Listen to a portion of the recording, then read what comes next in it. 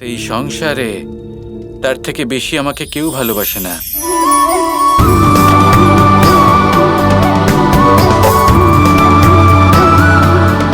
প্রেম এবং বিবাহ একই ব্যক্তির সাথে হবে তা আবশ্যক নয়, বুঝলেন? তুমি কি বলতে চাইছো ভেঙ্কটেশ? আমার মাথায় তো কিছুই ঢুকছে না, কিন্তু তোমার এই কথাগুলো অত্যন্ত মজার দেখছি। আমি আজ পর্যন্ত এরকম কথা কারোর থেকে শুনিনি। তোমার সাথে আলাপ হয়ে ভালো লাগলো। তোমার যতদিন ইচ্ছে তুমি এখানে থাকতে পারো ভেঙ্কটেশ। ধন্যবাদ।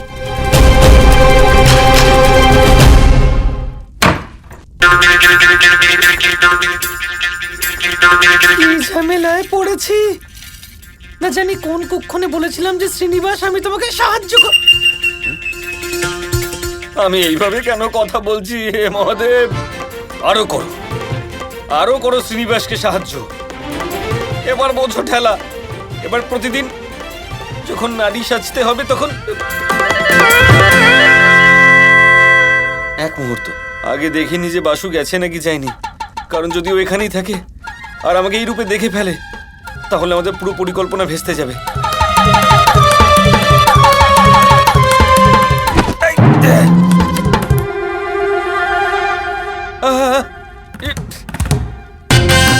দেখো, স্বয়ং শ্রীনিবাস পদার্পণ করেছেন। এটাই তো বাকি ছিল আমার জীবনে। প্রথমে আমার হাতে নারীর পোশাক ধরিয়ে আমাকে ভার্যা সাজালে, আর এখন আমার নাক ভেঙে দিয়ে আমাকে শূর্পণখা করে তুলতে চাইছো না তুমি? এত রাগ কেন করছেন গোবিন্দরাজ? আমি কি ভুল করলাম? প্রথমে তুমি আমাকে এটা বলো যে তুমি ওই সেবকদের কক্ষে কেন গেলে? আমাদের সমস্যা কি এমনি কম আছে? সারাদিন এত পরিশ্রমের পর এই কোমল শয্যায় একটু বিশ্রামও নিতে পারবো না? ওদিকে ভার্গবী আছে একা, দুঃখী হয়ে আছে। ও নিজেও হয়তো ভালো করে ঘুমোতে পারছে না গোবিন্দরাজ।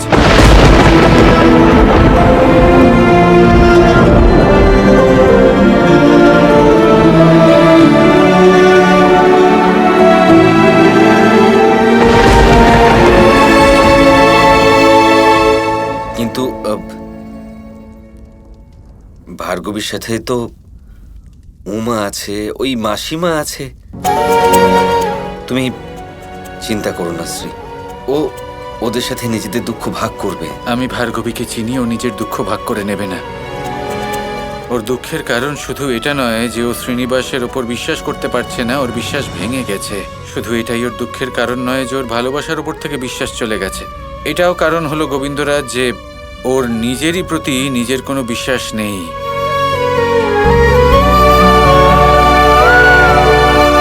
আর যে ব্যক্তি নিজের উপর বিশ্বাস করতে পারেন না, নিজেকেই ভালোবাসতে পারেন না, তিনি অন্য কারোর উপর কিভাবে বিশ্বাস করবেন? তাহলে এখন তুমি কি করতে চাইছো? ভার্গবী এবার যতই শ্রীনিবাসকে ঘৃণা করুক বা ভেঙ্কটেশকে ভালো না বাসুক, ও যেন নিজেকে ভালোবাসে। আমি শুধু এইটুকুই চাইব গোবিন্দরাজ, যে ব্যক্তি নিজেকেই ভালোবাসতে পারেন না তিনি অন্য কাউকে কিভাবে ভালোবাসবেন গোবিন্দরাজ? ভার্গবী যখন নিজের ওপর আস্থা রাখবে, নিজেকে ভালোবাসতে শিখবে, তখনই ও আমাকে বিশ্বাস করতে পারবে, তখনই ও শ্রীনিবাসকে ভালোবাসতে পারবে। আর আমার মনে হচ্ছে এই সমগ্র প্রক্রিয়াতে ও শ্রীকৃষ্ণকেও ভালোবেসে ফেলবে।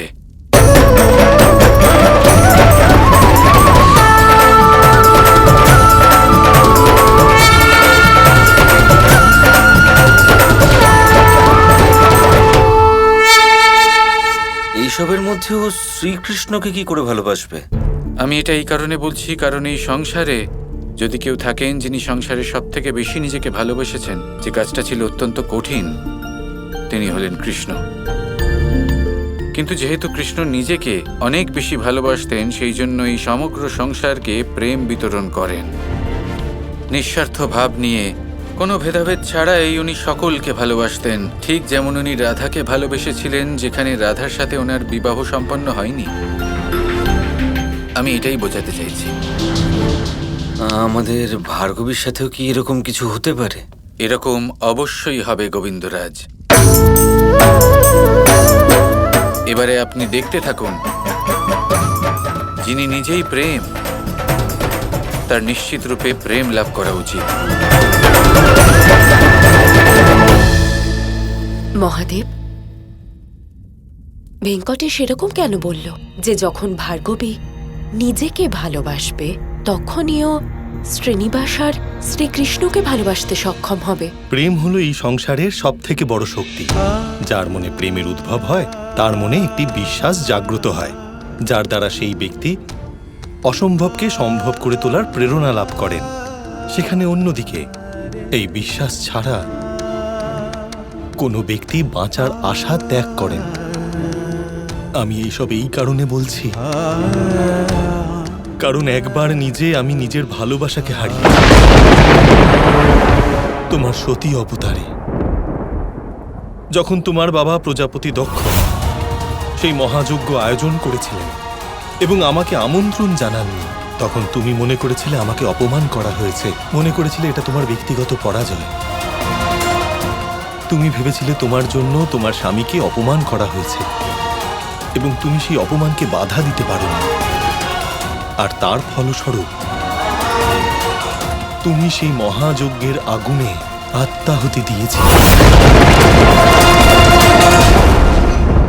তারপর তুমি পুনর্জন্ম লাভ করলে পার্বতী রূপে, এবং তোমার এই জন্মে তুমি আগেই নিজেকে ভালোবাসতে শিখেছ এবং সেই প্রেম তোমাকে সেই শক্তি প্রদান করেছে যার দ্বারা তুমি কঠোর তপস্যা করে আমাকে লাভ করেছিলে। আর তারপর আমাদের বিবাহ হলো। শ্রীনিবাস নিজেও ভার্গবীকে সেই প্রেমের উপলব্ধি করাতে চলেছেন। এবার আমি বুঝতে পেরেছি মহাদেব, কিন্তু শ্রীনিবাস এই কাজ করবে কি করে? এই মুহূর্তে আমি শুধু এইটুকুই বলতে পারি যে আগামীকাল সকালে শ্রীনিবাস বিশেষ কিছু একটা করতে চলেছে।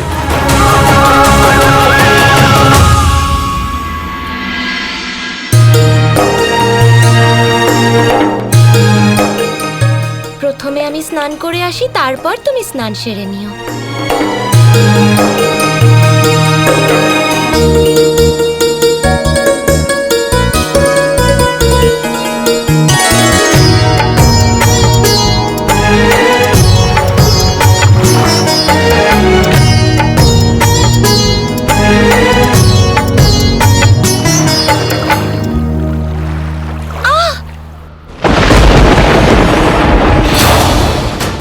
ভার্গবী দিদি, আপনি ঠিক আছেন তো?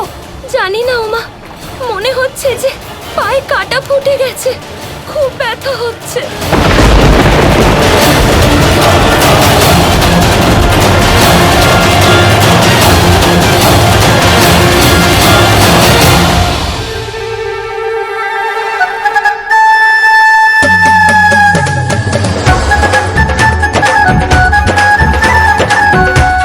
দিদি, পারছি না।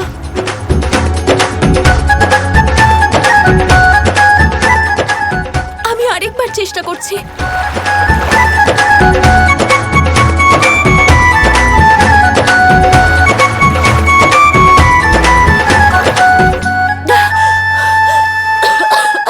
ভিতরে গিয়ে কাটা বের করা খুব মুশকিল দিদি। আপনি ঘাটে উঠে আসার চেষ্টা করুন একটু।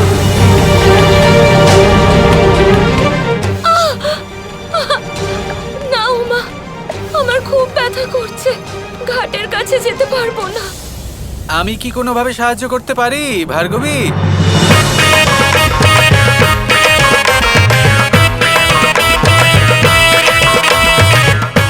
না না, সাহায্যের কোনো প্রয়োজন নেই, আপনি যান এখান থেকে। আরে আপনার সাহায্যের প্রয়োজন আছে, এত সংকোচ কেন?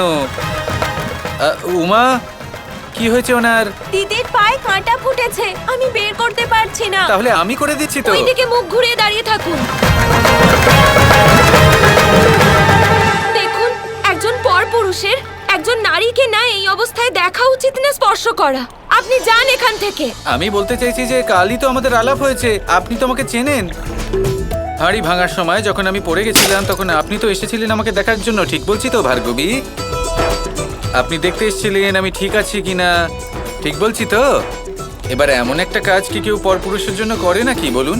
আপনার বিবাহ হয়ে গেছে, তাই আপনি তো পরপুরুষ, তাই না? দেখুন আমি অনুরোধ করছি আপনি যান এখান থেকে ওই দিকে তাকান, দেখবেন না। আচ্ছা ঠিক আছে, আমি একটা কাজ করছি, আমি ওখানে যাব কিন্তু তাকাবো না, চোখ বন্ধ করে থাকবো, আমি কিচ্ছু দেখবো না। জলের নিচে যাওয়ার পরে আমি আমার চোখ খুলবো, আর তাও কাঁটা বের করার জন্য। তারপরে উপরে আসবো আর চোখ বন্ধ করে নেবো, তাহলে হলো তো? দিদি, আশেপাশে তো আর কেউ নেই সহায়তা করার জন্য। ঠিক আছে, বের করে দিন কাটা। ঠিক আছে।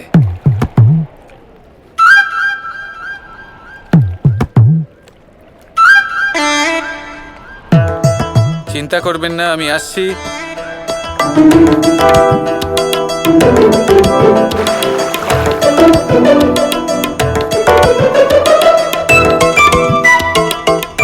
কোন দিকে যেতে হবে আমাকে কেউ বলবে? আমি বুঝবো কি করে যে আপনি কোথায় আছেন? বলুন না। আরে আরে, ডান দিকে আসুন। আচ্ছা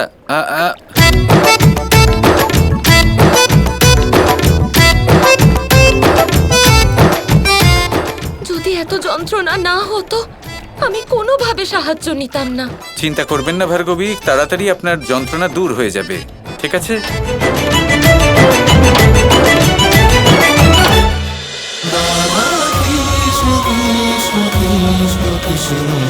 cholo, cholo, cholo, paltai.